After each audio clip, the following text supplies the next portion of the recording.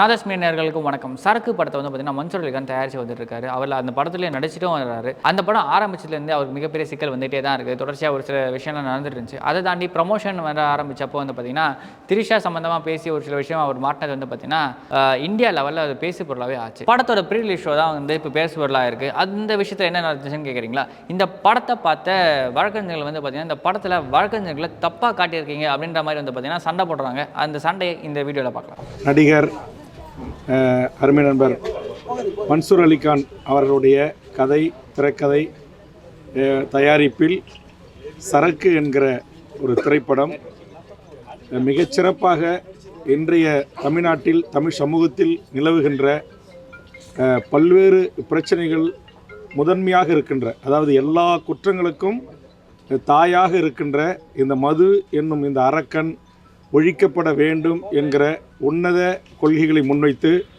பல்வேறு மனித உரிமை செயல்பாட்டாளர்கள், பல்வேறு மக்கள் இயக்கங்கள் தொடர்ச்சியான போராட்டங்களை முன்னெடுத்தாலும் ஒரு 1000 போராட்டங்களுக்கு நிகரான செய்தியை இந்த ஒரு திரைப்படத்தின் ஊடாக நம்மை ஆளுகின்ற அரசின் கவனத்தை ஈர்க்கின்ற வகையிலும் தமிழக மக்கள் புரிந்து கொள்கின்ற வகையிலும் மிகச்சிறப்பாக இந்த படம் அமையப்பெற்றிருக்கிறது. குறிப்பாக இதில் வருகின்ற காட்சி அமைப்புகள், நீதிமன்றங்கள் எடுத்து வைக்கப்படுகின்ற வாதங்கள், இன்றைய மதுவினால் இந்த தமிழகம் எவ்வாறு சீரழிந்து மனித சமூகம் சாக்கடையில் கிடக்கிறார்கள் என்பதை யதார்த்தமாகவே ஒப்பனை இல்லாமல் நேரடியாக மதுபான கடைகள் முன் நம்முடைய மனித சமூகம் குடித்துவிட்டு வாய்க்களில் ஈ மிக்கின்ற காட்சிகள் எல்லாம் யதார்த்தமாக தமிழ்நாட்டில் இருப்பதை அப்படியே உண்மையாக படம் பிடித்து காட்டப்பட்டிருக்கிறது. தமிழ் சினிமாவில் மட்டுமல்ல, இந்திய சினிமாவிலேயே யாருக்குமே இல்லாத தைரியம் மன்சூர் அலிகானுக்கு வந்திருக்குது. அதுவும் இன்னைக்கு இந்த படத்தை ரொம்ப அற்புதமாக பண்ணியிருக்காரு இயக்குனரை நான் பாராட்டாமல் இருக்க முடியாது. ஜெயக்குமாருக்கு என்னுடைய பாராட்டுகளை தெரிவித்துக் கொள்கிறேன். எல்லா டெக்னீஷியனும் ரொம்ப நல்லா பண்ணியிருக்காங்க. அதாவது பார்த்தீங்கன்னா சமீபத்தில் எனக்கு தெரிஞ்சவரெல்லாம் தமிழ்நாட்டிலேயே எடுக்கப்பட்ட படங்கள் அதிகமாக பெரிய பெரிய கதாநாயகர்கள் வச்சு எடுக்கிற படங்கள்லேயே அதிகமாக இன்றைக்கு வந்து கதாபாத்திரங்கள் நிறைந்த ஒரு படம்னா இந்த படம் தான் நான் சொல்லுவேன். நான் அவ்வளோ கதாபாத்திரங்கள் இருக்குது. அதே மாதிரி பார்த்தீங்கன்னா பாக்யராஜ் வர்ற காட்சிகளும் சரி, பழக்கருப்பையா வர்ற காட்சிகளும் சரி, நாஞ்சில் சம்பத் வர்ற காட்சிகளும் சரி, ரவிக்குமார் வர்ற கேஎஸ் ரவிக்குமார் வர்ற காட்சியாக இருந்தாலும் சரி, அடடா இவங்கெல்லாம் எப்படி ஒத்துழைப்பு கொடுத்தாங்கன்னா இந்த கான்செப்டுக்கு மன்சூர் அலிகானுக்கு ஒத்துழைப்பு கொடுத்துருக்குறாங்க. அருமையாக அற்புதமாக அமைஞ்சிருக்குது. ஏன்னா சமீப காலமாக இது எல்லாரும் பார்க்கணும். அதாவது இந்த படம் வந்து மன்சூர் அலிகான்னா ஒரு இமேஜ் இருக்குது. அந்த இமேஜை தாண்டி இன்னைக்கு குடும்பத்தோடு நீங்கள் வந்து பார்க்கணும். அதே நேரத்தில் குடிகாரர்கள்லாம் குடிப்பிரியர்கள் சொன்னாங்க. நிச்சயமா இந்த படத்தை யார் வாழ வைக்கிறாங்களோ இல்லையோ குடிப்பிரியர்கள் நிச்சயமா வாழ வைப்பாங்க. ஆனால் அதே நேரத்தில் அவர்கள் ஒரு படிப்பினை பாடத்தை கற்றுக்கொண்டு நிச்சயமாக எதிர்காலத்தில் குடிக்க மாட்டோம்னு சத்தியம் பண்ணிட்டு போற அளவுக்கு இந்த படத்தில் சரக்கு இருக்கு. ஆகவே இந்த சரக்கு ஒரு வெற்றி படமாக அமையும். சமுதாய புரட்சிக்கும் மாற்றத்திற்கும் சட்ட திருத்தத்துக்கும் இந்த சரக்கு படம் வழிவகுக்கும் என்று கூறிக்கொள்கிறேன். வாழ்த்துக்கள், அனைவருக்கும் வாழ்த்துக்களை தெரிவித்துக் கொள்கிறேன். நல்லா இருக்கா இல்லையா?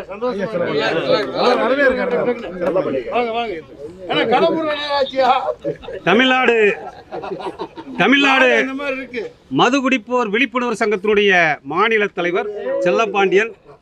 நான் எவன் காலிலே விழுந்ததில்லை, ஐயா மன்சூர் அலிகான் காலில் இன்னைக்கு விழுந்திருக்கேன் என்று சொன்னால் உண்மை பச்சை தமிழன் மன்சூர் அலிகான்.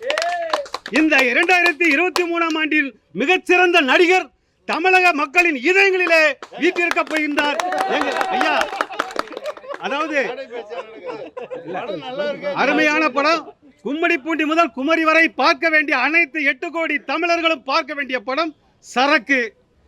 இந்த வருடத்திற்கு ஒரு முறைதான் வருடத்திற்கு ஒரு முறை அந்த மழை தண்ணியிலே பாதிக்கப்பட்டவர்களுக்கு நிவாரணம் கொடுக்கின்றார்கள். ஆனால் வருடம் முழுவதும் இந்த அரசாங்கத்திற்கு வருமானம் கொடுக்கின்ற எங்கள் மதுப்பிரியர்களுக்கு எந்த நிவாரணம் தரவில்லை. அந்த உணர்வுகளை இந்த சரக்கிலே கொடுத்து மதுப்பிரியர்களுடைய எழுச்சியாக இந்த படம் அமையும். ஒட்டுமொத்த தாய்மார்களும் ஆதரிக்க வேண்டிய படம் சரக்கு சரக்கு சரக்கு. அதாவது அதில் வந்து எந்த விஷயத்தையும் ரொம்பவும் சீரியஸாகவும் இல்லாமல் சிந்திக்கிற மாதிரியும் ஒரு நகைச்சுவை உணர்வோடையும் ரொம்ப அருமையாக கொடுத்துருக்குறாங்க.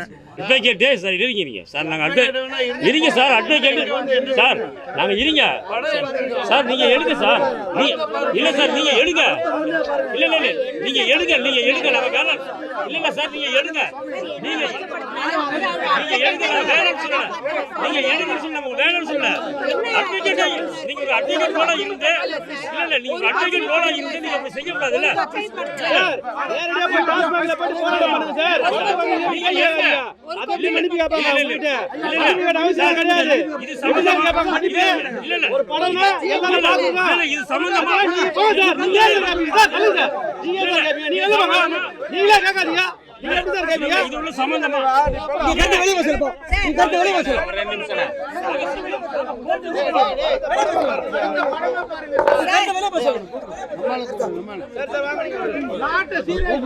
ஆண்மையோட வந்து ஒரு படத்தை எடுத்துட்டு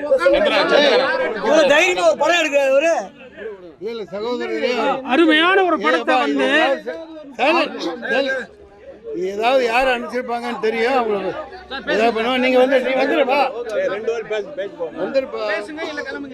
தீபாவளிக்கு பொங்கலுக்கு 467 கோடி 500 கோடி டார்கெட் பண்ணாங்க தமிழக அரசாங்கம். இந்த படத்துக்கு 1000 கோடி டார்கெட் பண்ணோம். தமிழ்நாடு மது குடிப்போர் 1000 கோடி டார்கெட் பண்ணோம். தமிழக அரசு தீபாவளிக்கு 460 கோடி, பொங்கலுக்கு 500 கோடி டார்கெட் பண்றாங்க.